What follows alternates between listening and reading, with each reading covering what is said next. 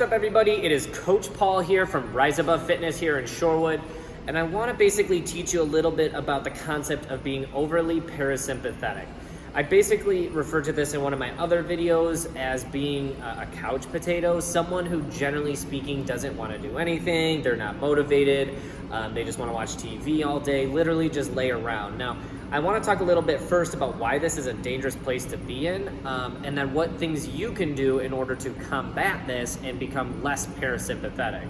Now, the first thing I want to talk about is why is this a dangerous thing? So, in the world right now, we are dealing with an obesity epidemic. Basically, what that means is, as time goes on, more and more of the population, specifically in the United States, are getting more and more obese. That percentage of obesity is getting higher on a yearly basis. Now, the reason that people are becoming obese is for two reasons. The first is, which doesn't necessarily have to do tons with being a couch potato, but overconsumption of highly processed food. So the reason this happens is because they make these, foods, these big name companies, they make processed foods that basically taste really good and become very easy for you as a consumer to overeat these foods and then break through your calories for the day.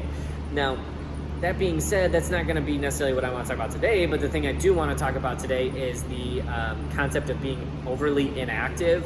And I always like to tell people in reference back to when we were children. Now, granted, you probably started, first grade, kindergarten, somewhere between the ages of 5 and 8, depending on when you were born.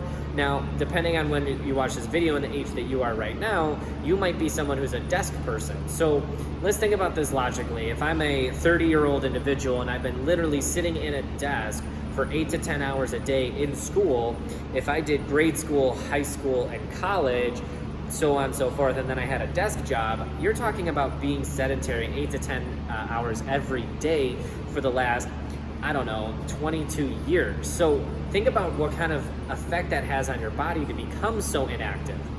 Whenever you walk up and you move a lot, especially not necessarily working out, but like just your regular activity, you're gonna burn a lot more calories, which will allow you to basically allow you to eat more without busting through your calories for the day.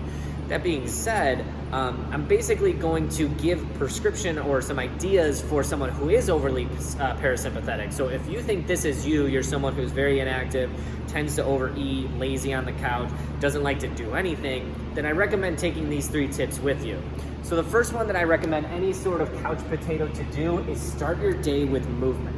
It doesn't even have to be specific. You can do mobility, you could go for a walk, you could have a naked wrestling match with your spouse. I don't actually care what you do with your movement, just try to do something that will elevate the heart rate at least a little bit. My second piece of advice, do resistance training. Whenever you do any sort of weight training, I don't care so much about the HIIT cardio or don't do cardio, focus on the resistance training.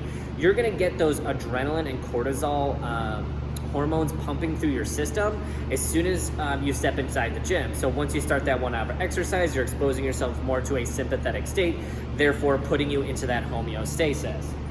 Last thing I recommend for you is to go for a walk after every big meal. Now, most people, when they eat a big meal, they like to lounge on the couch and just do nothing because they're in a food coma. But honestly, that's one of the worst things that you could do after a really big meal.